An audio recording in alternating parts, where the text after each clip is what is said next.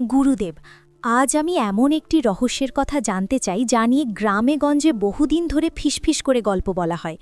গভীর রাত, চারিদিকে নিস্তব্ধতা, সবাই যখন ঘুমিয়ে পড়ে ঠিক তখনই হঠাৎ বাড়ির পাশের কোনো পুরনো গাছের ডাল থেকে ভেসে আসে প্যাঁচার কর্কশ ডাক।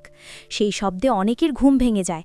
গ্রামের বয়স্করা তখন চুপচাপ জানালার দিকে তাকিয়ে বলেন, সাবধান, প্যাঁচা যদি বাড়ির দিকে মুখ করে ডাকে তাহলে সেটা ভালো লক্ষণ নয়।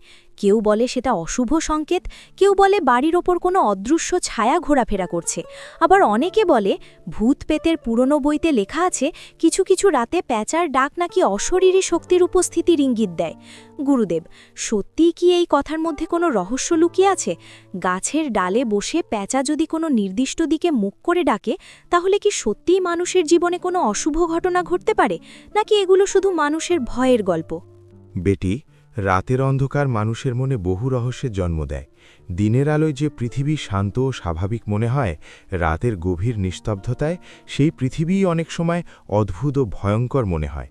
প্যাঁচা এমন একটি পাখি যাকে বহু প্রাচীন সংস্কৃতিতে রহস্যময় প্রাণী হিসেবে দেখা হয়েছে, কারণ সে দিনের আলোয় খুব কম দেখা যায় আর গভীর রাতে নিঃশব্দে উড়ে বেড়ায়। তার চোখ জ্বলজ্বল করে, তার ডাক হঠাৎ করে নিস্তব্ধতা ভেঙে দেয়। এই কারণেই মানুষ তাকে অশুভ বা রহস্যময় ভাবতে শুরু করে। ভূতপেত নিয়ে যেসব পুরনো লোককথা প্রচলিত আছে, সেখানে মাঝে মাঝে বলা হয়েছে কিছু অদ্ভুত রাত থাকে যখন প্রকৃতির শব্দও মানুষের মনে ভয়ের সঞ্চার করে। প্যাঁচার ডাক সেই ভয়েরই অন্যতম কারণ। যখন একটি প্যাঁচা কোনো গাছের ডালে বসে বাড়ির দিকে মুখ করে বারবার ডাকতে থাকে, তখন গ্রামের মানুষ মনে করে সে যেন কোনো অদৃশ্য উপস্থিতি অনুভব করছে, কারণ প্যাঁচার চোখ অত্যন্ত তীক্ষ্ণ আর তার ইন্দ্রিয় শক্তি অন্য অনেক পাখির চেয়ে বেশি সংবেদনশীল। কিছু লোককথায় বলা হয়েছে যদি গভীর রাতে হঠাৎ করে প্যাঁচা একই জায়গায় বসে দীর্ঘক্ষণ ধরে বাড়ির দিকে তাকিয়ে ডাকতে থাকে, তখন বাড়ির লোকেরা সতর্ক হয়ে যায়। তারা ভাবে হয়তো কোনো অশুভ শক্তি আশেপাশে ঘোরাফেরা করছে। আবার কেউ বলে প্যাঁচা নাকি এমন কিছু দেখতে পায় যা মানুষের চোখে ধরা পড়ে না। এই বিশ্বাস থেকেই ধীরে ধীরে জন্ম নিয়েছে রহস্যময় গল্প। কিন্তু বেটি, শাস্ত্র ও জ্ঞান সবসময় মানুষকে একটি বড় শিক্ষা দেয়। প্রকৃতির প্রতিটি ঘটনার পেছনে অনেক সময় স্বাভাবিক কারণও থাকে। প্যাঁচা রাতে ডাকে কারণ সেটাই তার স্বভাব। সে শিকার খোঁজে, নিজের সঙ্গীকে ডাকে বা নিজের এলাকা চিহ্নিত করে। কিন্তু মানুষের মনে যখন ভয় থাকে, তখন সে সেই স্বাভাবিক ঘটনাকেও রহস্যের রূপ দেয়। তবুও প্রাচীন গ্রাম্য বিশ্বাসে একটি সতর্কতার কথা বলা হয়েছে। যদি কোনো প্যাঁচা একই জায়গায় এসে বারবার বসে এবং বাড়ির দিকে তাকিয়ে অস্বাভাবিকভাবে ডাকতে থাকে, তখন মানুষকে নিজের বাড়ির পরিবেশের দিকে খেয়াল রাখতে বলা হয়। কারণ অনেক সময় বাড়ির আশেপাশে কোনো পরিবর্তন, কোনো বিপদের ইঙ্গিত বা কোনো অস্বাভাবিক পরিস্থিতিও সেই পাখিকে সেখানে টেনে আনতে পারে। রহস্যের গল্পগুলো আসলে মানুষের ভয় আর কৌতূহলের মিশ্রণ। অন্ধকারে একটি শব্দ অনেক বড় মনে হয়, আর একটি ছায়া অনেক গভীর রহস্যের মতো লাগে।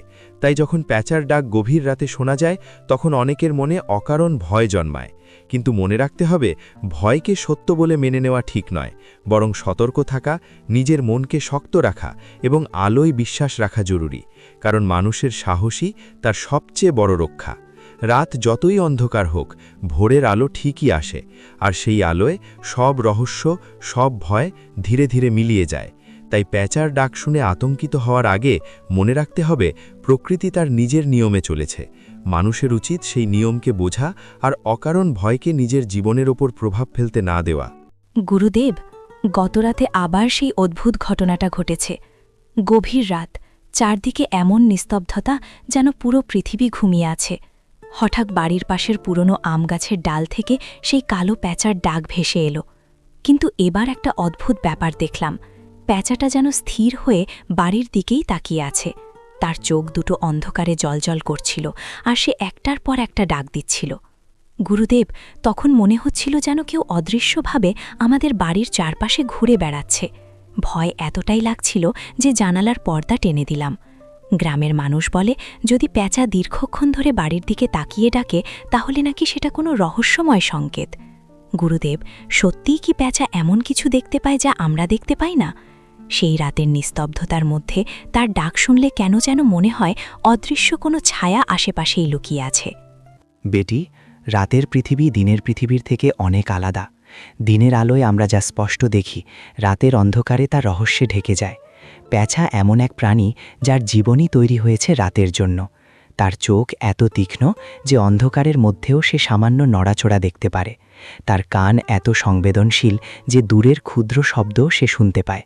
তাই যখন গভীর রাতে প্যাঁচা কোনো গাছের ডালে স্থির হয়ে বসে থাকে এবং নির্দিষ্ট দিকে তাকিয়ে ডাকতে থাকে, তখন মানুষের মনে প্রশ্ন জাগে, সে কি এমন কিছু অনুভব করছে যা আমরা বুঝতে পারছি না? প্রাচীন লোককথা আর ভূতপ্রেতের গল্পে বলা হয়েছে, রাতের কিছু মুহূর্ত থাকে যখন প্রকৃতির নীরবতা অদ্ভুতভাবে ভারী হয়ে ওঠে। সেই সময় প্যাঁচার ডাক মানুষের মনে অজানা আশঙ্কা জাগায়। কারণ প্যাঁচা সাধারণত অকারণে এক জায়গায় বসে দীর্ঘক্ষণ ডাকে না। সে তখনই স্থির হয়ে থাকে যখন তার চোখে কিছু পড়ে বা তার ইন্দ্রিয় কোনো অস্বাভাবিক উপস্থিতি টের পায়। অনেক গ্রামে বিশ্বাস করা হয়, যদি কোনো প্যাঁচা বারবার একই বাড়ির সামনে এসে বসে এবং গভীর রাতে সেই বাড়ির দিকে তাকিয়ে ডাকতে থাকে, তাহলে সেই জায়গার পরিবেশে কিছু পরিবর্তন ঘটছে। সেটা অশরীরী শক্তি কিনা নাকি শুধু প্রকৃতির কোনো অদৃশ্য খেলা, তা মানুষ নিশ্চিত করে বলতে পারে না। কিন্তু এই বিশ্বাস বহু প্রজন্ম ধরে মানুষের মনে ভয়ের ছায়া তৈরি করেছে। বেটি, রাতের অন্ধকার মানুষের কল্পনাকে অনেক বড় করে তোলে। যখন চারদিকে নিস্তব্ধতা থাকে, তখন একটি পাখির ডাকও যেন রহস্যের মতো শোনায়। প্যাঁচার ডাকের মধ্যে সেই রহস্যের ছোঁয়া আছে বলেই মানুষ তাকে নিয়ে এত গল্প তৈরি করেছে। কেউ বলে সে অশুভ সংকেত দেয়, কেউ বলে সে অদৃশ্য জগতের খবর জানায়। কিন্তু মনে রাখতে হবে, প্রকৃতির প্রতিটি প্রাণী তার নিজের নিয়মে চলে। প্যাঁচাও তার ব্যতিক্রম নয়। তবুও রাতের গভীরে যখন সেই পাখি হঠাৎ করে বাড়ির দিকে তাকিয়ে ডাকতে থাকে, তখন মানুষের মনে যে অদ্ভুত শিহরণ জাগে, সেটাই এই রহস্যের আসল কারণ। কারণ অন্ধকারের সবচেয়ে বড় শক্তি হল সে মানুষের মনে প্রশ্ন তৈরি করে, আর সেই প্রশ্নের উত্তর খুঁজতেই জন্ম নেয় অসংখ্য রহস্যের গল্প, যেখানে বাস্তব আর কল্পনার সীমা অনেক সময় মিলে মিশে যায়।